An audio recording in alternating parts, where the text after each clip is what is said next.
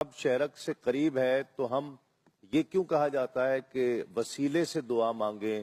ہم ڈائریکٹ اللہ سے مانگیں اگر، تو یہ وسیلہ پھر کیا ہے؟ دیکھیے جی، اللہ رب العالمین شہر سے زیادہ قریب ہے، بالکل یہ بات ہے۔ کعبۃ اللہ تو پھر بھی آپ جاتے ہیں، عرفات کے میدان میں پھر بھی آپ جاتے ہیں، مسجد کا رخ آپ پھر بھی کرتے ہیں۔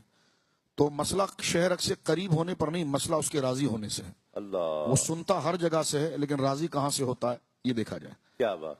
تو کہنے کا مقصد یہ ہے کہ جو اس کے رضا کے ذرائع ہیں، جس کو اس نے اپنی رضا اور جلد قبولیت کے آثار جو اس نے خود ذکر فرمائے، اس کے ساتھ تمسک کیا جائے۔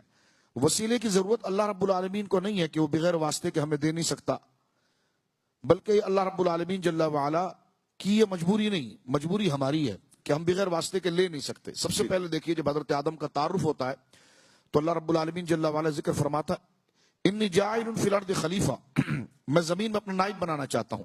نائب کس کو کہتے ہیں؟ وسیلے کو ہی کہتے ہیں، ذریعے کو ہی کہتے ہیں۔ یا اللہ جب تو براہ راست دے سکتا ہے تو نائب کیوں بناتا ہے؟ تو فرمایا میں براہ راست دے سکتا ہوں، تم لے نہیں سکتے۔ تو تمہاری کمزوری کی بنا پر حضرات انبیاء کرام کو درمیان میں واسطہ بنایا گیا۔ تو جب سب کچھ اللہ دے تو پھر انبیاء کا واسطہ کیوں ہے؟ ایک بات۔ پھر سب سے بڑی بات یہ کہ واسطوں کا انکار آپ کیسے کر سکتے ہیں جبکہ آپ عالم واسطہ میں رہتے ہیں؟ یہ عالم اسباب ہے۔ اسباب جو ہے وہ سبب کی جمع ہے۔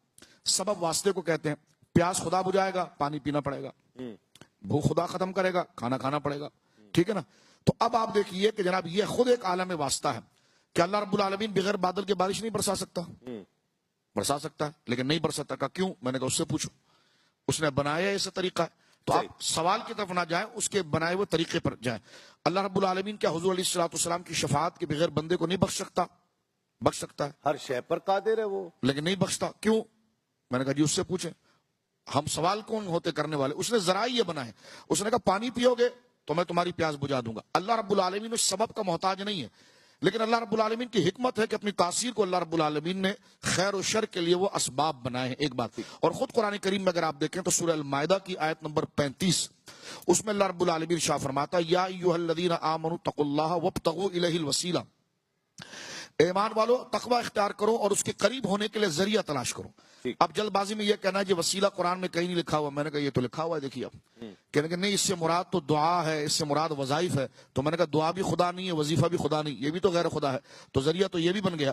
تو جب نماز ذریعہ بن سکتی ہے تو جس کے صدقے نماز ملی وہ ذریعہ کیوں نہیں بن سکتا؟ بے شک، سبحان تو اللہ۔ یہ صحابہ کرام رضوان اللہ اجمعین کا طریقہ کار رہا ہے۔ بلکہ ایک روایت میں یہاں پر پڑھ دیتا ہوں، حضرت فاروق اعظم رضی اللہ تعالیٰ عنہ وارضاہ عنہ کی روایت ہے، یہ بخاری شریف کے اندر موجود ہے۔ جب سن 18 یا 19 ہجری میں جب عام الرماد جس کو کہتے ہیں، شدید ترین قحط مدینہ منورہ میں پڑ گیا تھا کہ ہر چیز بے جان ہو گئی تھی، تو حضرت فاروق اعظم رضی اللہ تعالیٰ عنہ خود جو مستجاب الدعوات ہیں اور بڑا مرتبہ رکھتے ہیں، تو آپ نے نماز استسقاء پڑھائی۔ نماز استسقاء سے مراد بارش کی نماز پڑھائی۔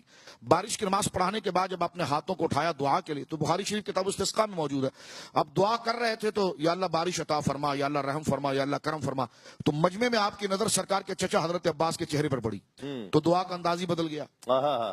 کیا اب دعا کے الفاظ کہتے ہیں، اللہم انا نتوسل الیک، اللہم انا نتوسل الیک بعم نبینا، اے اللہ ہم تیری بارگاہ میں، نتوسلو میں نہیں، ہم سارے صحابہ، نتوسلو جمع کا صیغہ ہے نا، جمع متکلم، نتوسلو الیک ہم تیری بارگاہ میں وسیلہ پکڑتے ہیں، بعم نبینا تیرے نبی کے چچا کا، فسقنا بارش نازل فرما، فیسقان بارش نازل ہو گئی۔ سبحان اللہ۔ یہ بخاری